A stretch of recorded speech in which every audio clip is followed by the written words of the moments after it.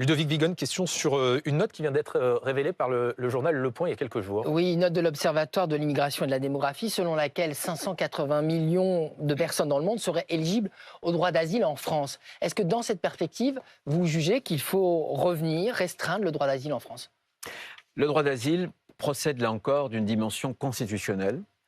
C'est d'ailleurs Charles de Gaulle qui, dans la Constitution et le préambule de 1946, avait tenu à ce que ce soit l'expression, vous savez, les combattants de la liberté. Donc pour nous, le droit d'asile, par exemple, ne concerne pas, comme un tribunal administratif à Bordeaux avait voulu le faire, ou une cour administrative d'appel, je crois, les réfugiés climatiques. Concerne les combattants de la liberté. Donc encore une fois, c'est de l'ordre constitutionnel. Simplement, ce que j'observe, c'est que le droit d'asile, en France et en Europe, est totalement dévoyé.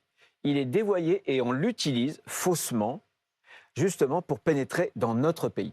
C'est la raison pour laquelle le pacte européen va durcir un certain nombre de choses, par exemple en faisant en sorte qu'on puisse étudier beaucoup plus vite, aux frontières extérieures de l'Europe, des individus qui réclament le droit d'asile, mais dont le taux de protection, dont la chance, parce qu'ils viennent de pays qui sont assez sûrs et qui, en général, on ne leur accorde pas le droit d'asile parce que le pays est trop sûr. Ils ne font pas, par exemple, ce pas des pays qui sont en guerre.